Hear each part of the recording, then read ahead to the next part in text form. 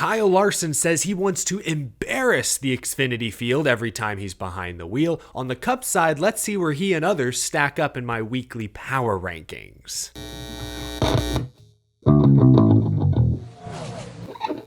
How's it going, y'all? My name is Eric. Welcome to Out of the Groove. We are entering the one and only off week for the NASCAR Cup Series this entire season. Now, NASCAR is not off this weekend. The Truck and Xfinity Series will return to Rockingham Speedway in North Carolina Friday, Saturday. Some breaking news this morning. Grandstand tickets for Saturday's Xfinity Series race are officially sold out. Tickets still remain for the Truck Series race on Friday. This is super exciting. The first NASCAR National Series weekend at the Rock since 2013. The Truck Series race there 12 years ago. Kyle Larson is the most recent Rockingham Truck Series winner. The Xfinity Series hasn't raced in over 20 years. Casey Kane making his NASCAR return Saturday afternoon. A lot of exciting things to watch this weekend, even though the NASCAR Cup Series is not on track. We are going to talk Cup today. However, there is still plenty of Cup Series news, and coming up at the end of this video, my Cup Series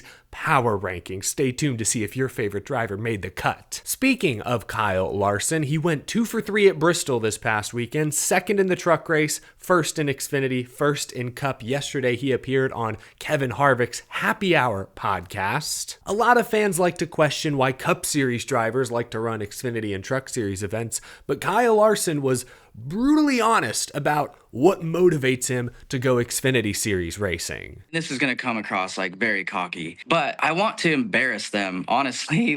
Embarrass them? Ooh, not just the competition, Larson says, but NASCAR as well. A lot of folks are just focusing on the headline there, but I want to read you his full quote. He goes on to say, quote, "I want to embarrass NASCAR a little bit because they don't let Cup guys run anymore. The kids, they probably think they're in a good spot. They don't know where the bar is at. So I like to go run those Xfinity races and get 10-second leads to let them realize that they have a lot of room to improve. And I think that's only better for the sport too. If those young guys can compete with the Cup guys, they're better suited for the Cup Series once they get there." I think there's a lot of truth to what he said there at the end. I love this whole thing though. I love the little bit of attitude, the arrogance coming from one of the top drivers in the sport. If you got a problem with what Larson just said, what are you going to do about it? He just waxed the field on Saturday and Sunday, back-to-back days, different cars, different series. At Homestead a few weeks ago, he built like a 15-second lead in the Xfinity Series race, won the Cup race on Sunday as well. What are you going to say to him? If you don't want Larson to talk down to you, go beat him, or at least make it a little more competitive. Larson lapped more than 2/3 of the field in the opening stage alone this past Saturday. So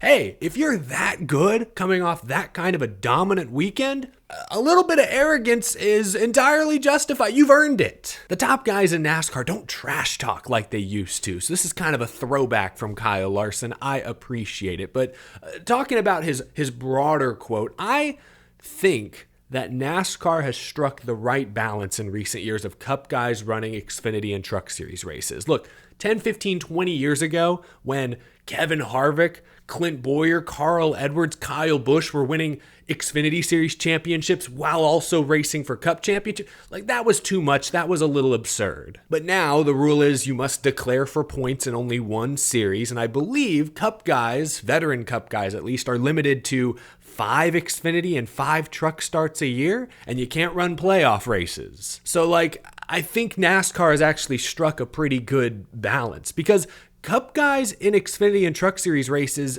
do provide some good. They do teach the next generation of race car drivers. On one hand, we have fans and media pointing at Martinsville a couple weeks ago and saying, hey, this is what happens when you don't have the Kyle Busches, the Kevin Harvicks, the Mark Martins in that series to teach respect. But then on the other hand, you have fans and media saying, hey, when these Cup guys go down there, they're taken away from the Xfinity Series regulars. They're not allowing names to be made. Both sides, I think, are entirely valid, which is why I think the balance NASCAR has struck in recent years is actually pretty fair. We don't need Cup Series drivers running every Xfinity Series race like it's the 2000s again. We don't need to go all the way back to the full-on bushwhacking era, but Cup guys in Xfinity and Truck Series events aren't always a bad thing. I think they do provide some good. And if you look at the Truck and Xfinity Series winners so far this year, there have been 8 Xfinity Series races. By my count, 7 of the 8 Xfinity races have been won by Xfinity regulars. Larson at Bristol was the first Cup guy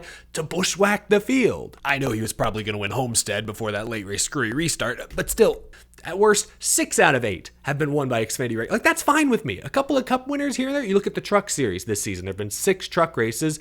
Kyle Busch and Kyle Larson are the only Cup guys to dip into those series and grab wins. 4 out of the 6 truck races have been won by Truck Series regulars. Like, I think that's fine. I really enjoyed watching Corey Heim and Kyle Larson race nose to tail, door to door at Homestead in that truck race a few weeks ago. It proved once again that Corey Heim is a really good driver. There were a lot of Cup guys in that Xfinity Series Darlington race, right? Christopher Bell, I think Chase Elliott, Ross Chastain, but Brandon Jones, a lifelong Xfinity regular, took home the checkered flag. You could tell how much that win meant to him. He beat some real good competition. Long story short, I think we've struck a good balance. Cup guys come down once in a while to do a handful of truck and Xfinity races. They don't interfere with the championship fight at the end of the year.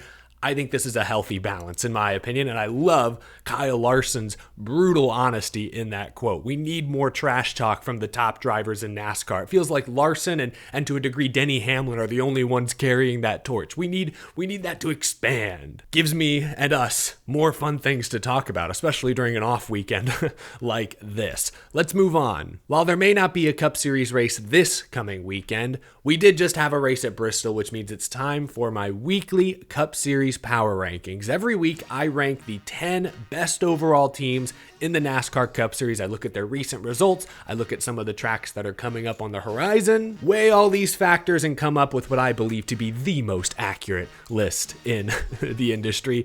Let's see if your favorite driver cracked my top 10 this week.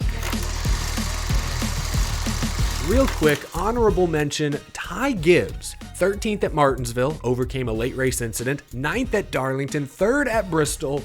That's a Joe Gibbs racing car. Clearly, they can turn things around quickly. All right, top 10. Alex Bowman qualified on the pole at Bristol, earned the second most stage points, 16, but then the engine let go, lost a cylinder, went to the garage, finished outside the top 30 for the second consecutive week. The 48 car clearly has very good speed still, but back-to-back devastating finishes have dropped him from like 3rd to 10th in the regular season standings. There have been some other more consistent drivers getting good finishes lately, but Bowman has had the speed, and a couple weeks ago he almost won Homestead. Don't forget about that. I can't drop him out of my top 10. I have Bowman in the 10 spot at number 9. Bubba Wallace is in the same boat. After back-to-back 3rd place finishes, he has back-to-back 20th place finishes. Both of the 2311 cars were a little off, it seemed, at Bristol. Hopefully that's just a blip. Bubba has still earned the 3rd most stage points this year. He's top 10 in the regular season standings, and I really like this post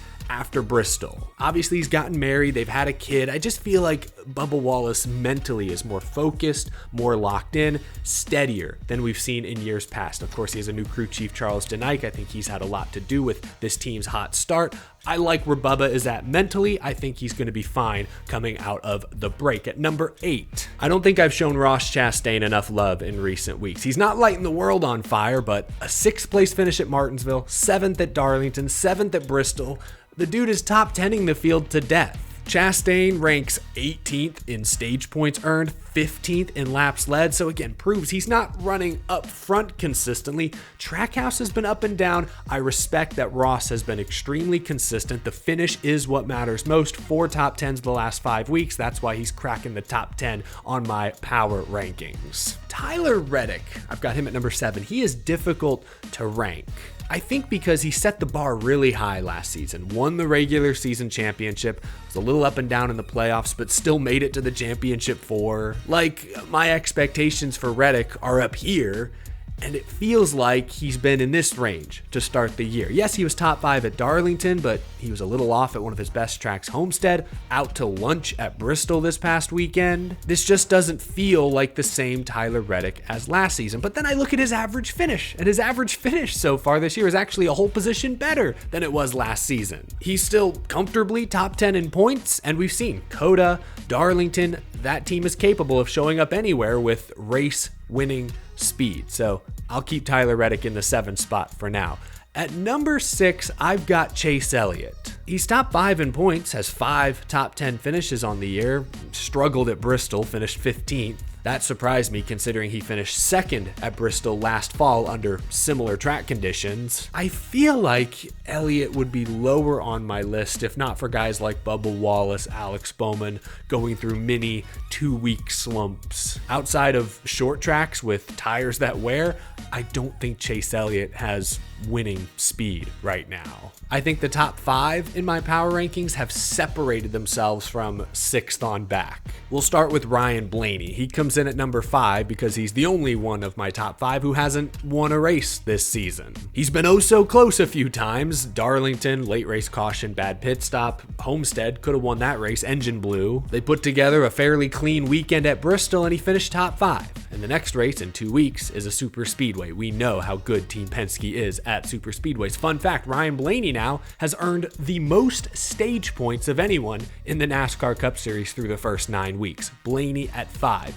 Number 4, Christopher Bell. There are only 3 drivers in Cup this season with 5 top 5s and 6 top 10 finishes. Bell, Larson, Hamlin. I've got those other guys ranked a little further ahead because I think they've been a little bit better here recently. Christopher Bell has still been very good, but it's a little concerning that he's only led laps in 1 of the last 5 races since that 3-in-a-row streak. He was good at Bristol, finished 8th, but that was 4th of the Joe Gibbs Racing bunch. Bell at 4. At number 3, give me William Byron. I hate to drop William Byron a spot this week considering he ran 6th at Bristol, which is pretty good. He also had to start pretty deep in the field, worked his way forward, hard to pass, avoided trouble. It was a solid race for Byron, all things considered. He's been obviously very steady, very consistent all year, leads the points, but these next 2 guys have been just a little more dynamic the past few weeks, beginning with number 2, Kyle Larson.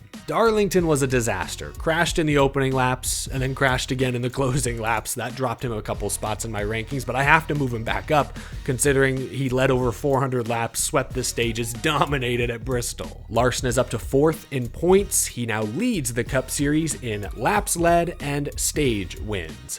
But I don't have him at number 1. No, this week, I think for the first time this year, that honor goes to Denny Hamlin. Just look at his last 4 finishes. 5th, 1st, 2nd. No one better. Like I said earlier, he's tied for the most top 5s, most top 10s on the year. He's 2nd in points, 2nd in wins, tied for 2nd, I should say, behind only Christopher Bell. But the big thing about Denny is that he has 0 DNFs. Very consistent. I mentioned Kyle Larson. He can occasionally be mistake prone. Crashed out on lap 4 at Darlington. Denny doesn't do that. Also, looking ahead 2 weeks, Talladega is next on the schedule. I know he hasn't won a super speedway race in the next gen era, but he's always in contention. I mean, he was side by side for the lead on the last lap of the Daytona 500 when all heck broke loose. So Denny Hamlin, I believe again for the first time this year, is in the number 1 position. No one has better results than Denny the last 4 weeks. I think that's fair. Let me know if you agree with my top 10 this week. That is going to do it for this episode of Out of the Groove, folks. Thank you so much for tuning in. Leave a like if you enjoyed. Subscribe for more NASCAR news, discussion, race reactions, rumors, so much more every single day, all year long. Even during this brief off period, we'll be here talking racing every single day. Have a great rest of your Tuesday, y'all. I will see you in the next episode. Thanks again for watching.